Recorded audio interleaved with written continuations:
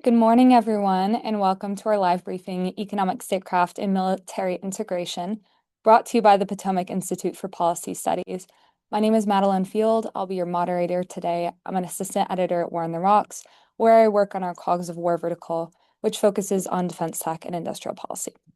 So this is the sixth in our live briefing series, assessing the economic statecraft problem set as a core national security domain. And these webinars are based on our ongoing 11-part article series in War on the Rocks titled War by Other Ledgers. So today we'll be discussing how to incorporate economic statecraft tools into operational planning. I'm thrilled to be joined by Dr. Anita Kellogg, an assistant professor at the Eisenhower School, and Dr. Tim Welter, a senior research fellow at the Potomac Institute. Anita and Tim, thank you guys for joining me. Thanks. Pleasure. Thanks. So to our audience, per the usual, Anita and Tim will be doing a Q&A at the end of the session. So put your questions in the chat. And this will be uploaded on YouTube later, so you can watch it and share it with friends. But let's jump right into it.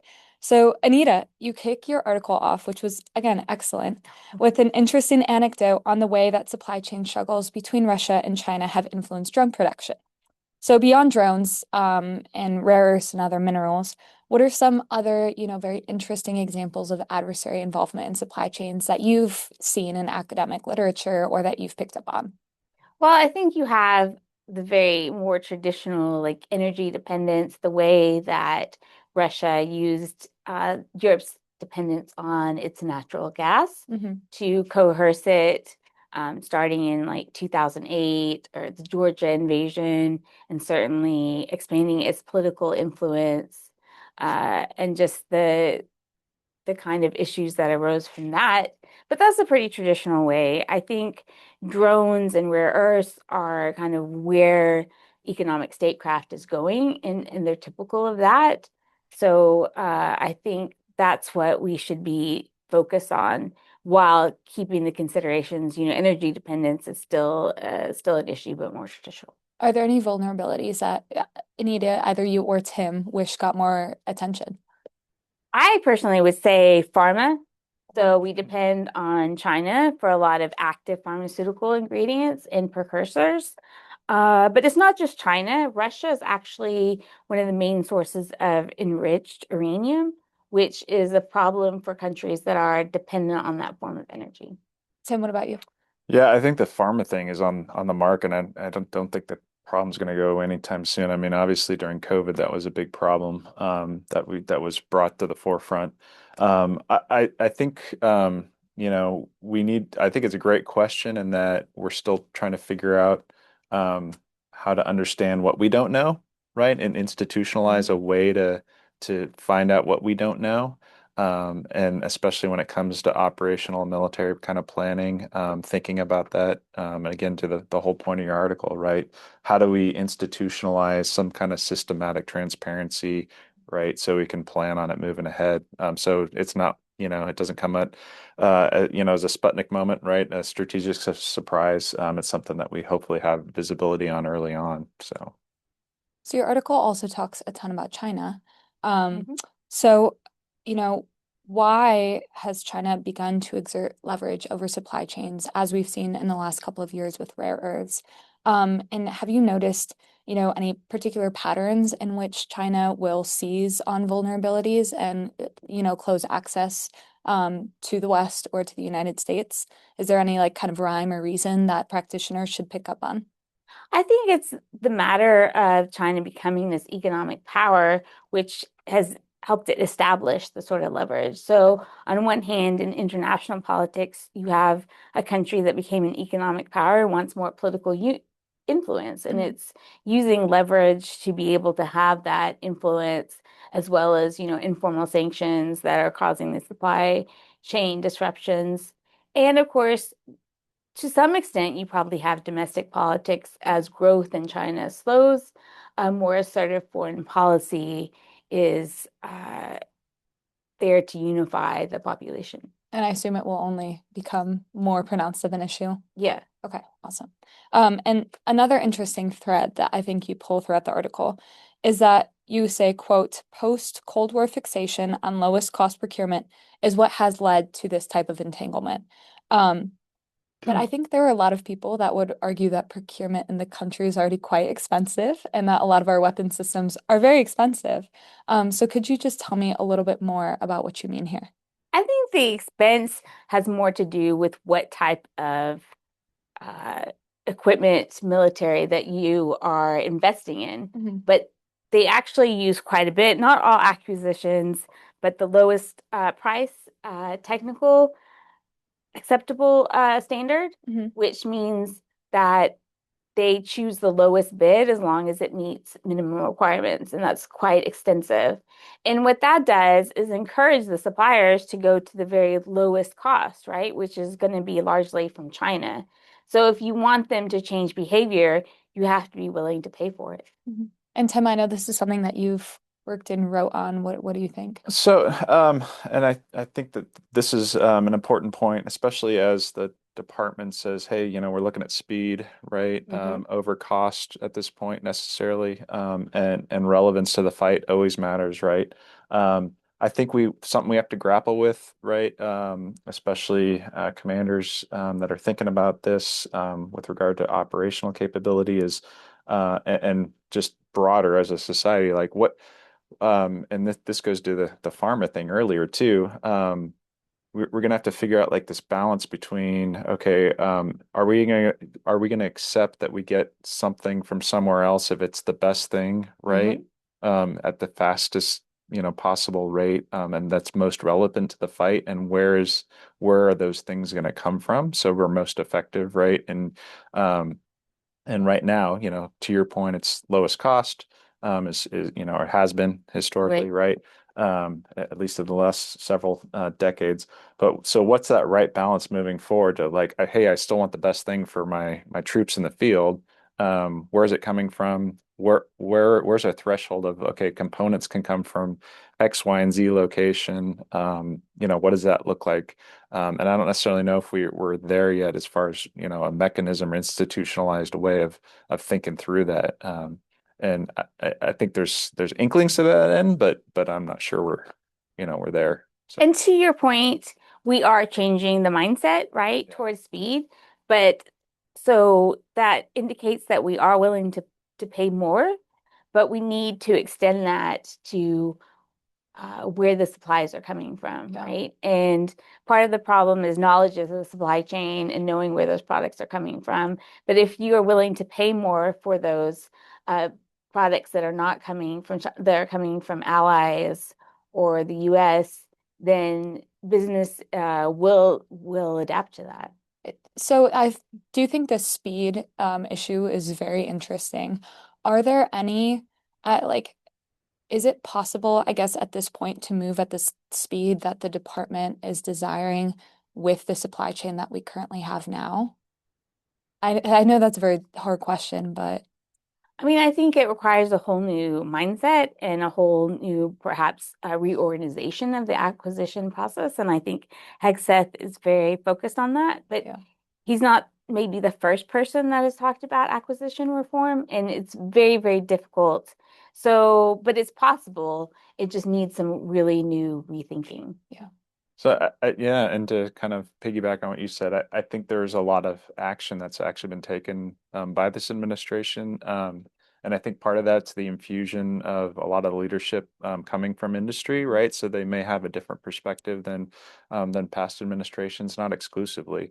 But then I think to your question directly too, I think it probably depends on what we're trying to buy, right? You have some dual use stuff that, okay, Hmm. might be already on the shelf. And this is, again, nothing new, but maybe a new way of, thinking about the speed versus cost kind of equation there. Yeah, I think, it's got to be leadership driven, right? Hmm. And they've got to be able to feel like they could take a risk in doing so. And I think, to your point, I think that this Pentagon has driven that. But it takes, how do you institutionalize that over time? So it's the norm, right? Hmm. Absolutely. It doesn't change from administration to administration. Yeah. Right. Well, I think this ties well into the next question, which is that Anita, you wrote, quote, economic statecraft lives primarily in the private sector. Um, but the government also has coercive tools, as we've seen them utilize over the past couple months, to prevent companies from working or trading with specific actors. So, what's the case for the carrot over the stick? I think there are two examples. One, these tools apply mostly to formal sanctions, but you might also want to have more sort of informal sanctions. And China is very good at this because they can tell their companies, like they don't have to say, oh, officially we're sanctioning, preventing this export. They can just tell their companies, don't export it. But the US definitely doesn't have that leverage, and it definitely would not have to that extent. But there are cases where you might want to have stronger influence over companies to voluntarily. Another example is we have mechanisms to look at to prevent maybe investment from adversarial countries into our own companies, but we don't have the mechanisms to look at US businesses' investment in adversarial companies. Interesting. So if we could influence that, that would be very helpful. But it requires, because we don't have formal rules for it or formal process, it requires, again, cooperation and using more carrot sort of incentives for companies to consider that. So, what percent, I guess you would say, or like what's the ratio of American investment in adversarial governments or adversarial companies that are tied to foreign governments versus, investment in the US?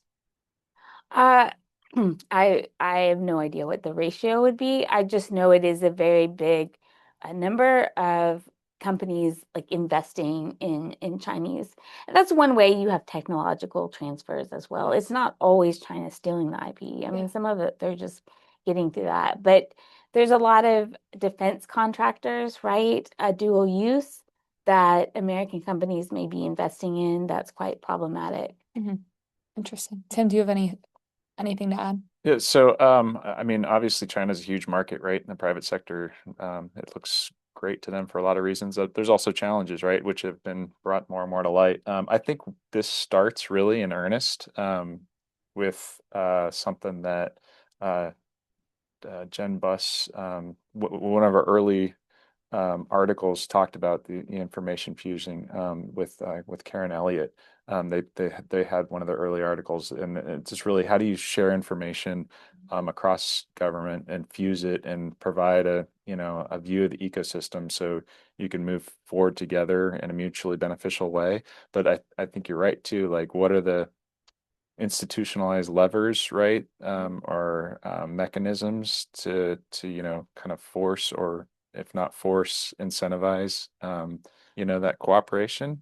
We're still trying to figure out what that is, right? And so how do you get there from here? I think is something that Congress, right, and others are working through. Yeah, I mean, we've seen lately this example with Anthropic in which the stick was taken out and then the carrot has now, I think, been used in the last couple of weeks. So, or in the last week rather. So hopefully, that trend does continue. Um, but I want to turn next to the core recommendation of your article, which is a proposed economic warfare operations center. So, Tim, I'm going to kick this to you first. Where do you think Anita's proposed center would fit best within the military?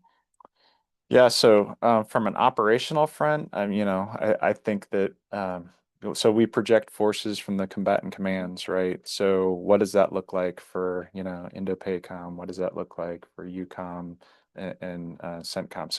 So I think that's probably a place where we could start, combatant commanders. To your point, actually, you made a good point about them having relationships, right, with political leadership.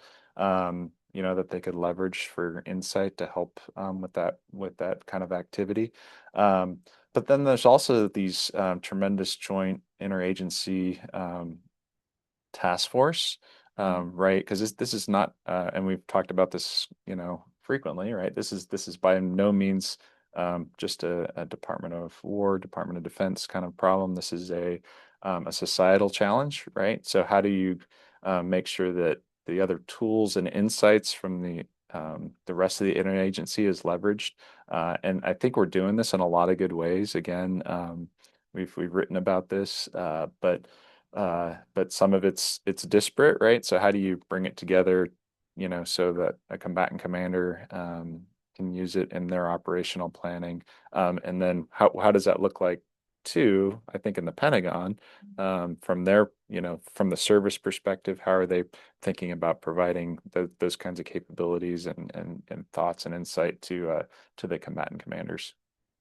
Just a follow up on that, to uh, an organization that would bring all these different disparate agencies together would be better able to produce a tool that combatant commanders can then use, right? To map their supply chains when they're thinking about, okay, what are the risks that equipment may not come in for these jet fighters or something like that? What are the ways that the supply chains make us vulnerable? If they could have some sort of tool produced by a sort of unified organizational capacity. Like a command map or Yeah. something, and integrate it into that. Mhm. Well, and I think you're getting at this, and please correct me. But so how do the co-coms also like Mhm. coordinate? Because with our global supply chains, right, and global financial markets, and it's everything moves very quickly, and and having that connectivity and insight on one side of the world might help the other side of the world if it comes down to thinking about such things from an operational and planning perspective. So you said operational and planning. Yeah. Perfect. Can you, um, provide a little bit more detail about what that would look like specifically for economic statecraft? So again, I think it's what we've been talking about, right? How far and what your article talks about, how far down the supply chain do you go to, from a transparency standpoint? And then how does that translate to, am I going to be able to show up to the fight? And maybe I am able to show up to the fight, but am I going to continue? Am I going to be able to continue to fight once I showed up? I don't know. It's that all of left of bang, if you will, before the, homework that needs to be done, right? So what are my risks? What are my risk factors from an economic and supply chain standpoint before I'm even there? And then, this is we've done logistics and over and the department does logistics and amazing, like around the globe, just tremendous, right? Just unbelievable. Um, but there's choke points, right? And they're being leveraged at a scale that we just haven't seen historically. I would argue, and again, the connectivity is so tight around the world with regard to information and digital markets, right? That has got to be a planning factor, right? Does that help? Yeah, absolutely. Yeah. I think there's a risk to, like, starting with your first question, right? We've seen drones and rare earths as examples. The the success of that, the implementation of these sort of measures mean that down the road in conflicts, that many other supply chains may be at risk and definitely needs to be considered.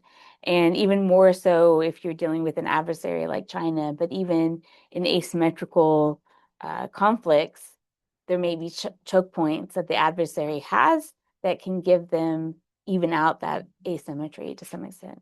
So what, Oh, sorry. No, no. and just to that end, what about food security from those that you're working with, or it might not just be directly with from a military standpoint, but a derivative of that, right? That you're going to depend on the people that are helping military with military operations do they have the things that they need to be able to survive to actually help, right? And if it be in country wherever we might be operating, or even water, right? Food, water, just basics. What does that look like? So, and again, these are not it's not new necessarily, but there's, I think, the leverage points are contemporary leverage points, the level that they're being used, and the technologies associated with being able to squeeze those points. I think there is a lot of newness there that we're just not used to dealing with. And part of, sorry. No, absolutely. And part of what's new is sort of the hollowing out of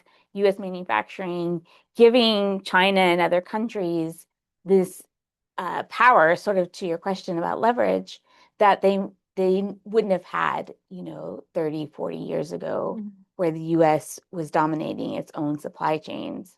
So the ability to leverage some of these choke points and just the trading regime as it has evolved to more complicated supply chains are certainly what add this new element of economic statecraft to operations. Would wargaming this out help? Like what considerations do war games currently have for these choke points, these points of leverage? What does it look like now? What should it look like in the future? War games are, of course, a very important part of the process, but I would say that you should go a step further. We have a lot of military exercises with our allies. Some sort of exercise that incorporates resources and supply chains would be extremely valuable in getting to think about this in a multilateral way.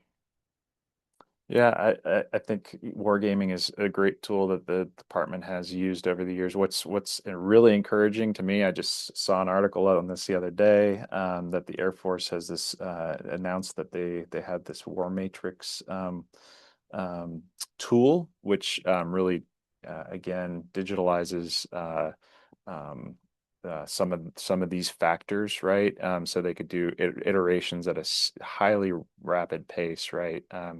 And so having some tools like that to think about these different facets, right, and incorporate these different facets where they haven't necessarily been incorporated before is really encouraging. And I know they've had individual war games, like other think tanks in town have done these, right, and academia has done them. And when I said them, I mean incorporating the economic and factors into it. So I think it's encouraging to see we're moving in the right direction, but hopefully that will be adopted as continuous as a fundamental like principle place to start from moving forward if it's not already. So I think to your point, more advanced tools, as I suggested, by having this organization capacity would give more advanced tools that could be used in wargaming and help teach these combatant commanders how to use them. Awesome. So we've talked a lot about the Pentagon. I want to talk a little bit about industry. So Anita, you discussed the idea, which I know we've published plenty of articles about it in the past, that Pentagon and private corporations do not know their third, fourth, fifth, sixth, however many tiers of suppliers they have that go into a very critical weapon, munition, what have you. So, what are some steps that industry can take starting today to become more familiar with their supply chains that are very removed from the final product, so the lowest tiers, especially non-defense industries, which might not be as well versed. Like a large company like Lockheed, I know ULA doesn't have any China in their supply chains, but for a dual use company, as you said, what can they do now? Well, I mentioned AI software, the Pentagon using that software to help map supply chains, but certainly businesses themselves could take advantage of that software to help them know their own supply chains. There are some imperfections with that software, but it could be a first step. And like the Pentagon, they could also enforce their own requirements for their suppliers to reveal their own supply chains, right? So if it becomes a condition of if we buy from you, show us what your supply chain is, which right now there's no reason for them to volunteer that information. Like the Blue Book for drones, right? So I think that would help industry to be able to understand their own supply chains and then be able to filter that up to the Pentagon.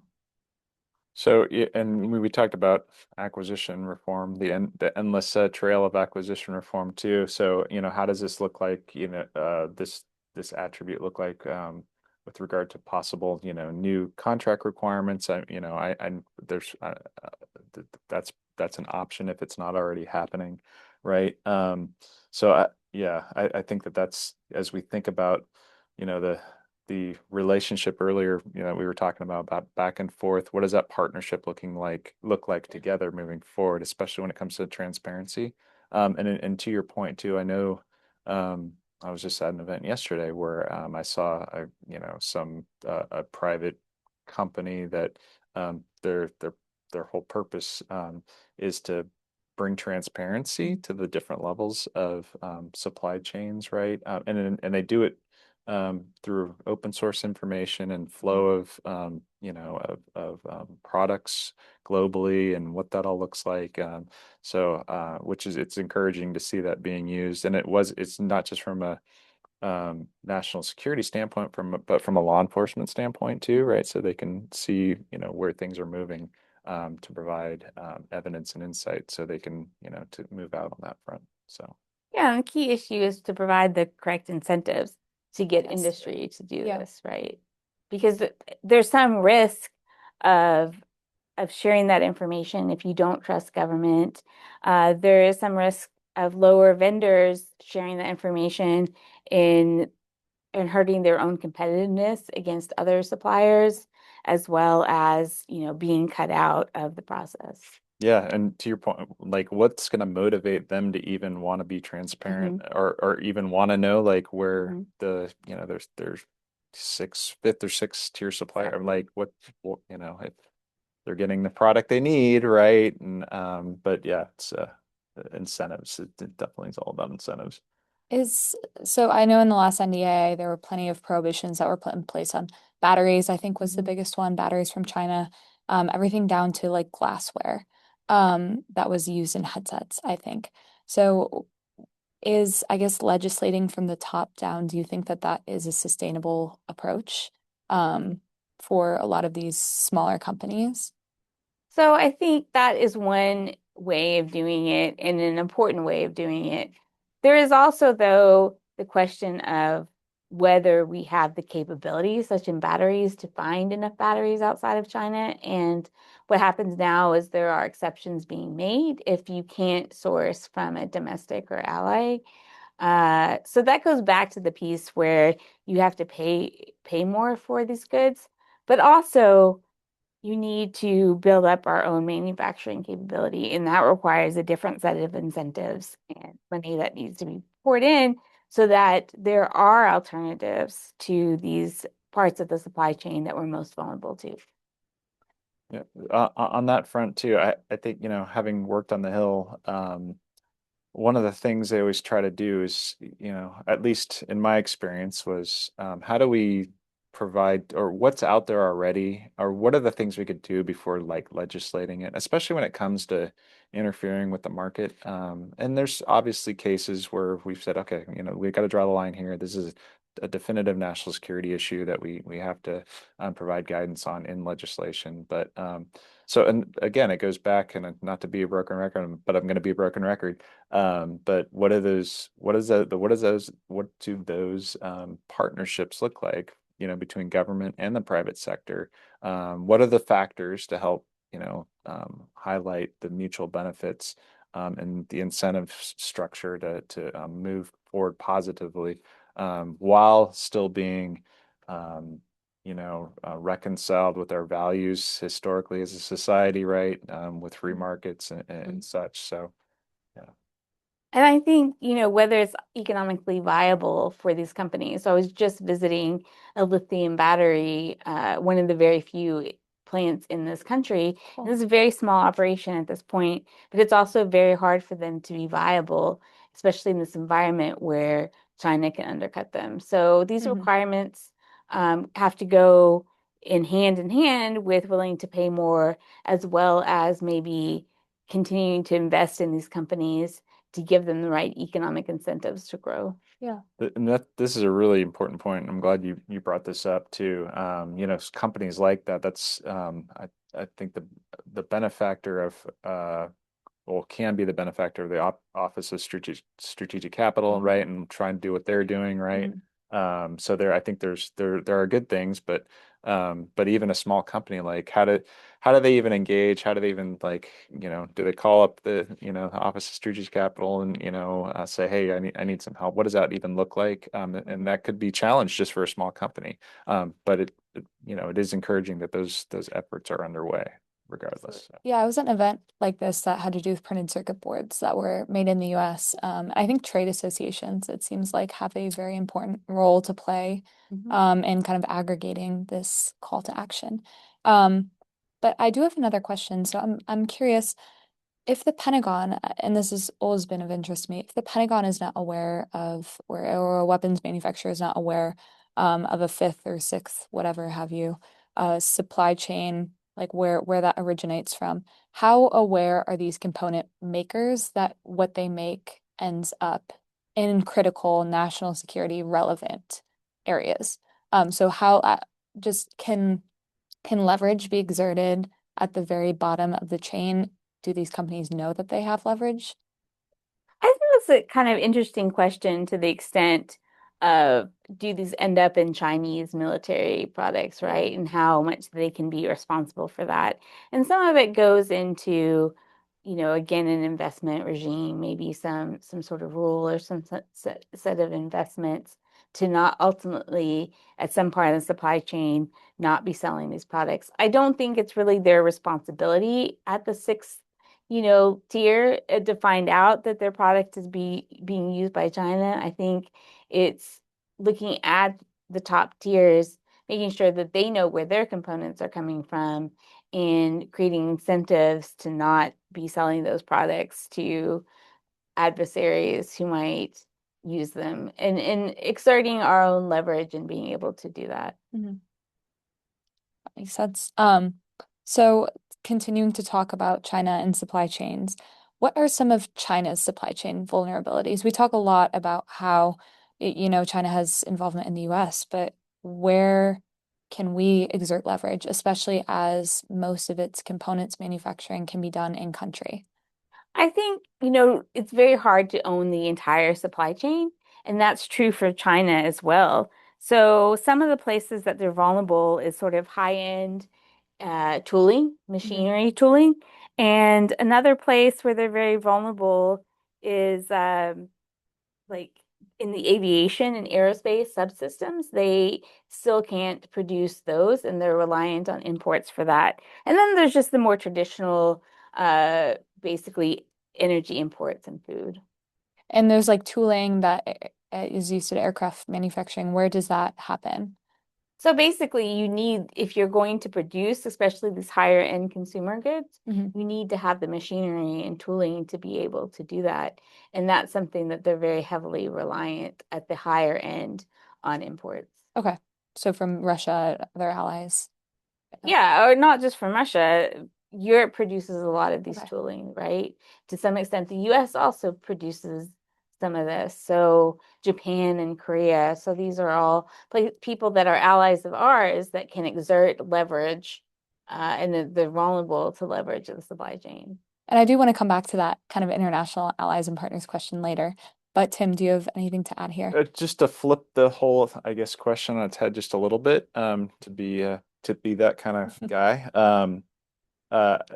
Something that I heard OSTB Director Kratsios talk about, actually, I think it was earlier this week, at an event, which I think is being reinforced, is that, we have a great advantage in having in the AI stack, right, that we have, not with just our advanced chips, but when it comes to, the programming and software and all that kind of stuff that goes along with that.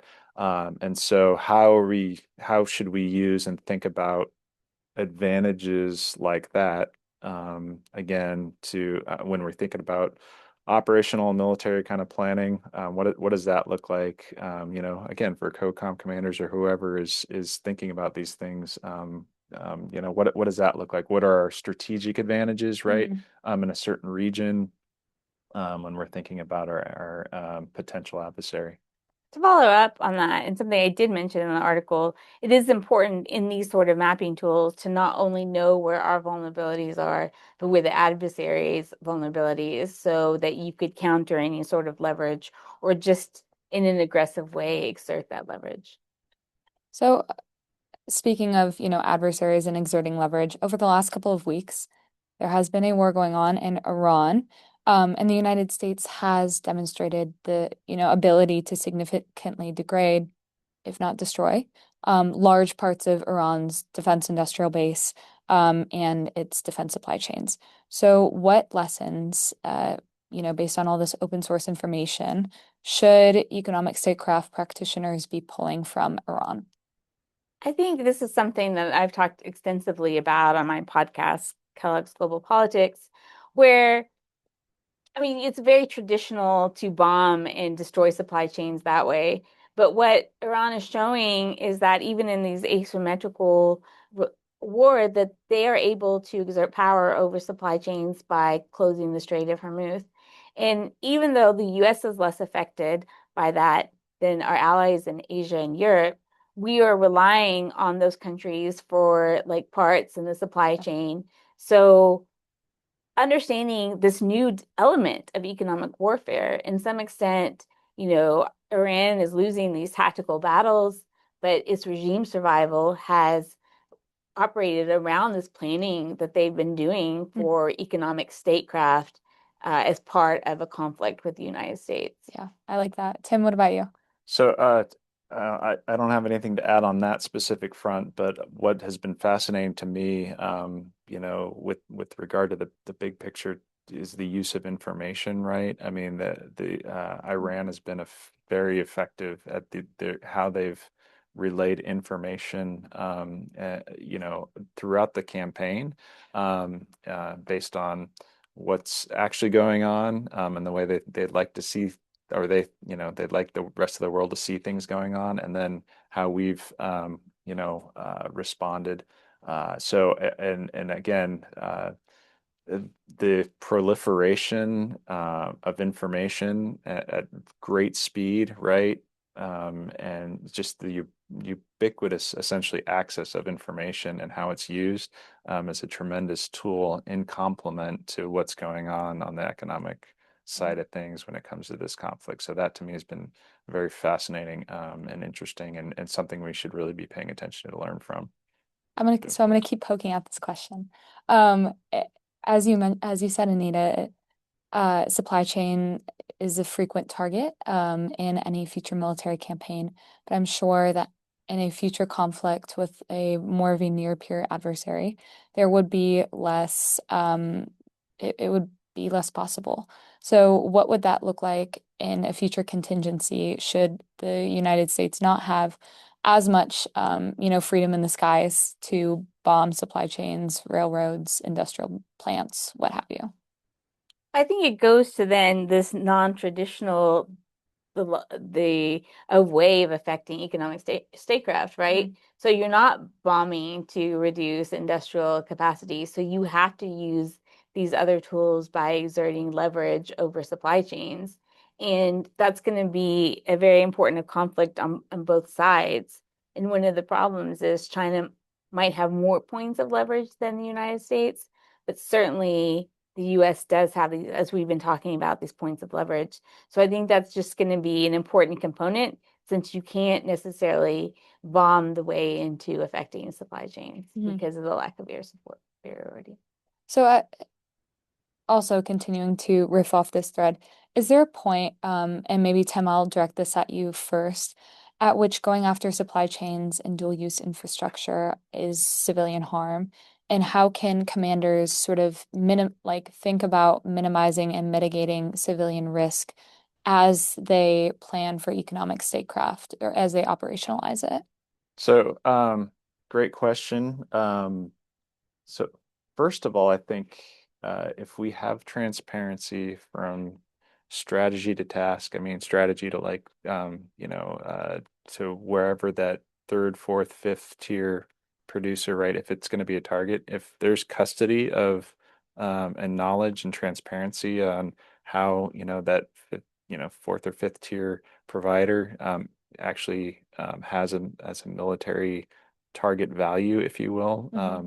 And that goes a long way, right? So, and to that end, I think our military, is world class when it comes to, making sure that, we minimize civilian casualties from the very beginning. I mean, it's core to, what we do, our planning. Commanders are well versed in this. We have, a tremendous core of, attorneys, right, JAGs, that are versed in the law of armed conflict, right, and, making sure that targets, are vetted. Now, granted, there's terrible tragedies, right? Like what happened at the beginning of this current conflict that happened. And that's one of the terrible things about war. We need to acknowledge and learn from those. I think, and I think that that's been the way that the country's approached it, and that's I think the right way to do it. But again, I think it begins though with that transparency, right, and understanding, which is it's more and more important that we have those tools to be able to see, okay, what's that lane, not just for planning and operations, but when it comes to specific targeting and thinking about that to your question. I think, and also an important element is trust between the government and the business community. You mentioned the conflict with Anthropic and not wanting their tools to be used in certain ways. And a lot of these companies may have their own ethical concerns about how their equipment is being used to prevent, will it cause the civilian harm that you're talking about? And I think that some of this just can't be replaced other than just building trust mechanisms. And certainly you have Hegseth that started this business operators for national defense, right? Which is focused on the acquisition process. But you could use organizations like that, which bring industry and government together to help establish this trust. In we are going to use these tools in ways that are going to give us the most advantage, but we still have these internal ethics that try to prevent civilian harm. And how do you think companies should be briefed on potential, kinetic risks to their own infrastructure, say with data centers, which we've seen, targeted in, I think, Saudi Arabia? What message should the Pentagon be sending to these companies as well? That's such an important question. And I think these tools too and transparency will aid us in being able to communicate. And to some extent, you talked about that earlier article about intelligence sharing. I think to kind of address this issue to some extent in government having to be able to share information and how businesses can qualify for that in a way that's unified, right? They talked about how you had to deal with different agencies. And if you had a unified capability, that would make it easier to share this information with businesses, I think. Awesome, Tim.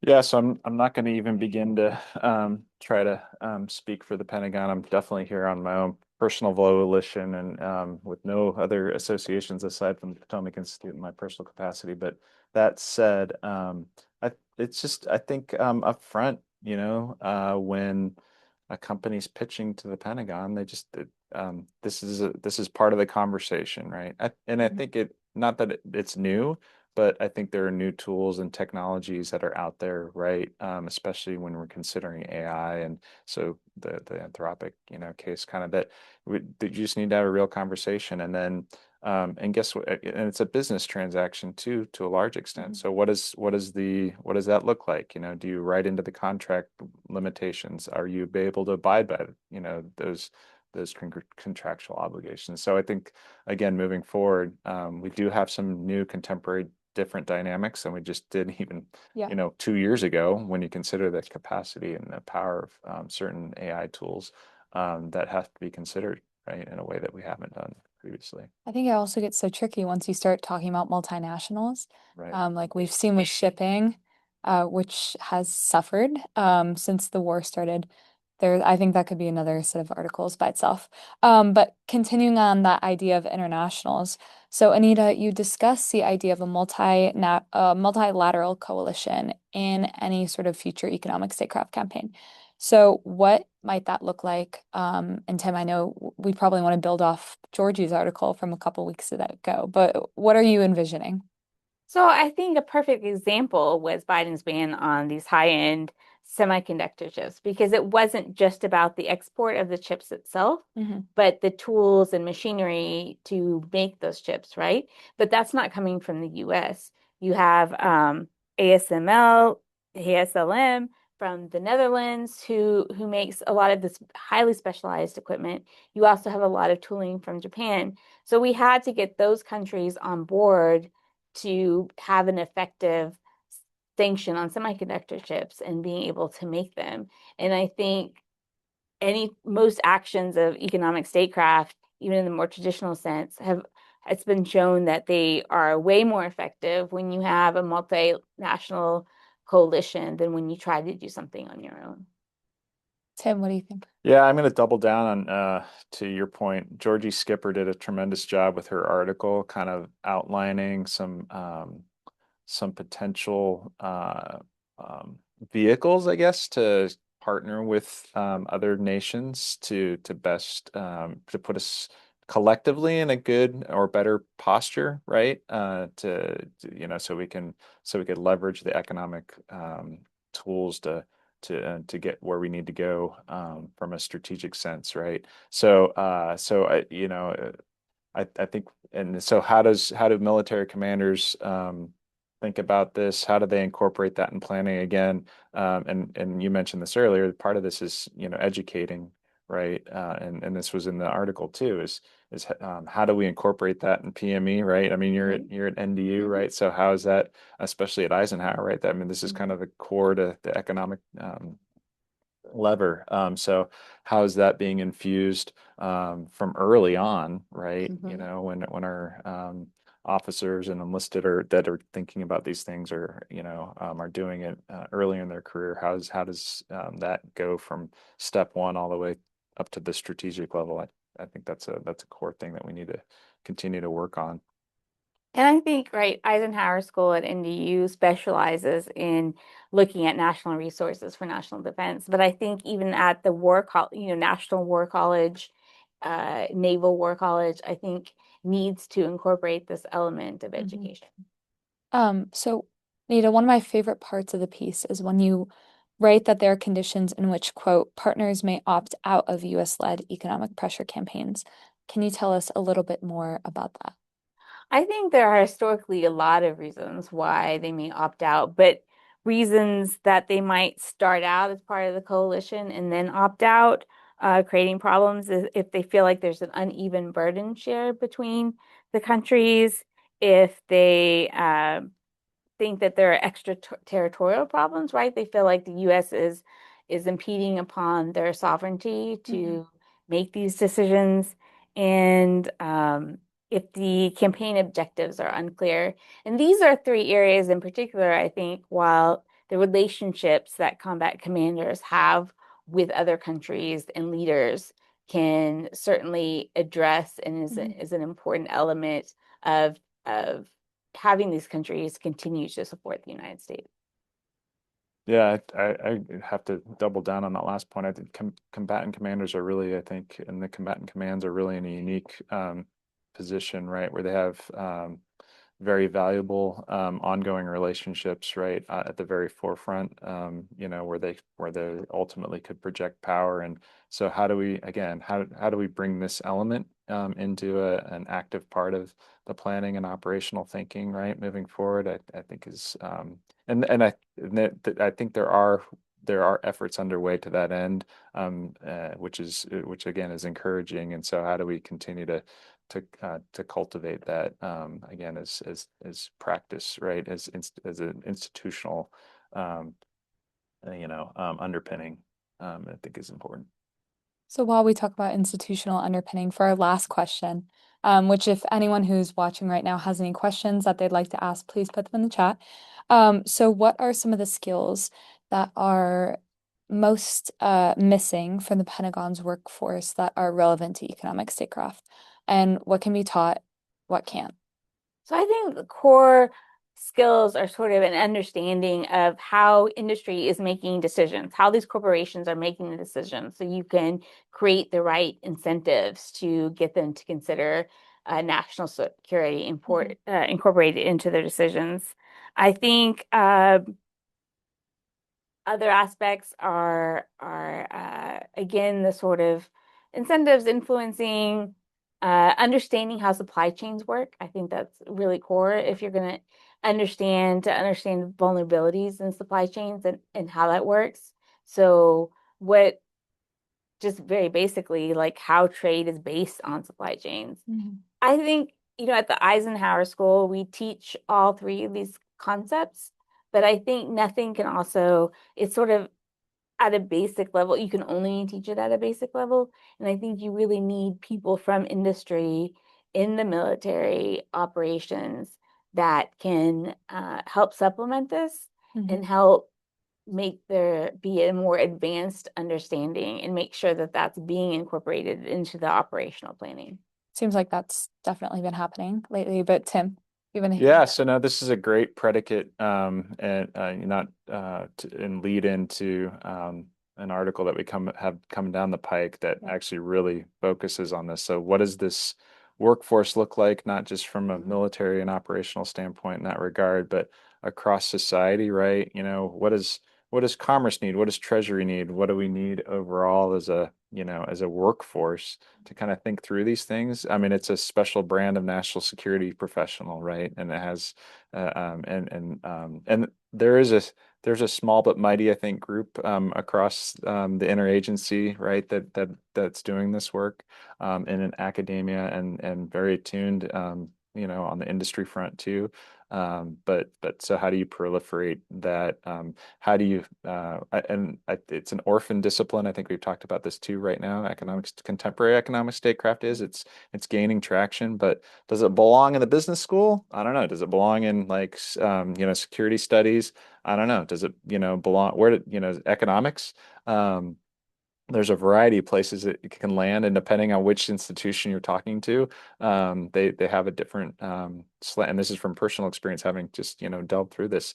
And it's good that it's being recognized, right, as such. But how do we move forward as a discipline to make sure? We did mention this, I think, in one of the previous articles, and I know in the work that we've done here at the Institute. There's a whole group of reserve component members that have their foot in both worlds, right? Absolutely. They're CEOs, but then they're also, drilling on the weekend and using that perspective. And there's entities within the department that are aware and leveraging that kind of experience, which is really cool to see, right? So that we can help move the ball forward in the right direction. And I just want to emphasize there's been the separation of economics sort of in the framework from military action. And what I think needs to change is seeing economics as a dynamic part of warfare and not something that can be separated. Well, so I think that's a great place to end off. We do have a couple of questions that have come through.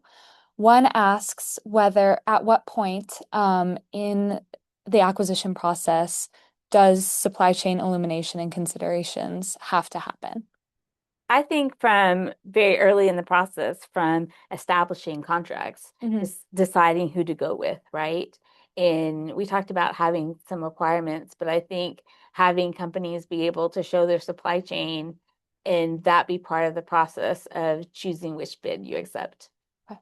Tim, what do you think? Well, yeah, and I think transparency matters, but I think it also depends on what we're going to be using for, yeah, so that again, this is us as a society learning like what that needs to look like, where we're going to make exceptions. Obviously, again, as I mentioned before, when it comes to, national security ramifications, we have to be really thoughtful and careful about how we navigate that. Versus, if I'm buying a bunch of pencils and where do they come from? I'm looking at it a little differently, right? So, because I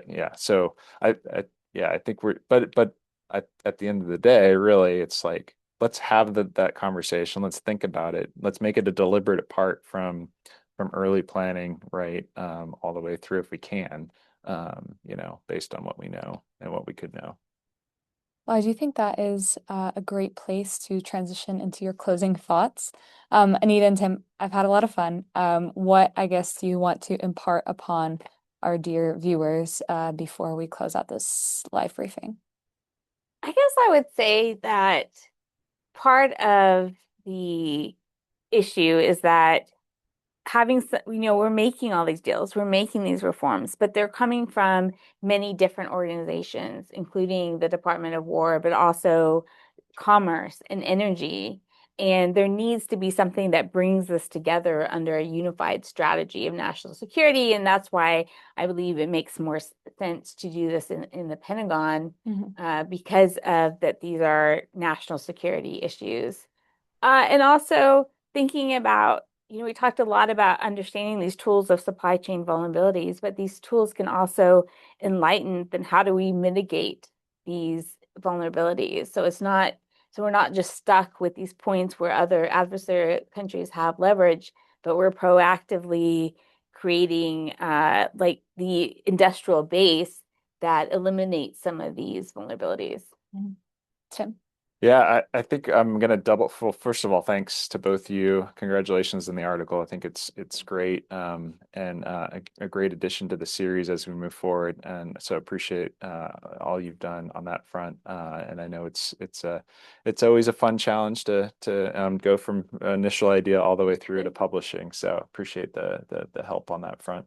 I'm gonna double down on I think one of the themes that we've talked about throughout, and that's how do we make sure that, and I think it's great that we're doing it here, right? And in that, how do we make sure that military commanders, right, from early on are educated and exposed in ways that, to this kind of thinking and these kind of dynamics in ways that they just haven't been, just because things have changed, right? It's not necessarily a purposeful, deliberate thing, but so how do we change moving forward? How do places like, NDU and the Eisenhower School help our leaders as they grow and move through the system? And then on the operational front, how do we make sure that in the co-coms or in the services that exposure is made, so it's part of like it. Oh yeah, we do it.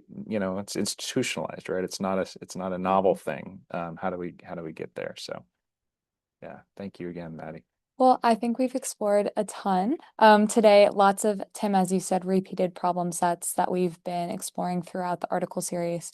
So as always, a plug, we will have our 8th article, I think, out tomorrow. It's Dr. Jason Blessing's article on the overlaps between cyber and economic statecraft. And we will be doing his life briefing in 2 weeks from now, exact same time on this channel. So do make sure to tune in then and sign up. And as always, thank you very much. And Anita and Tim, it's been a pleasure. Yeah, thank you. Hey, and I want to double down again on Jason's Blessings article. So we've learned a lot of things, just like as a teaser here. But we've learned a lot of things from cyber, right? From a law standpoint, from a operational standpoint, and how to work with industry. It's taken like a decade, right, to figure out how we best work across the public and private sector. So, and then not just from a pure national security standpoint, but from an economic security standpoint, right? So it's pretty cool to see how we've moved forward, how our public and private sector works together while still holding true to our values, right, as a country. So Jason's article is good at like saying, hey, this is what we learned. How do we, how can we, translate that to where we need to go moving forward? So excited for that piece. So thank you. Great teaser, Tim. And I promise we will talk about Mythos then. But again, thank you guys very much. And I look forward to seeing everyone next time. Thank you very much. Thanks.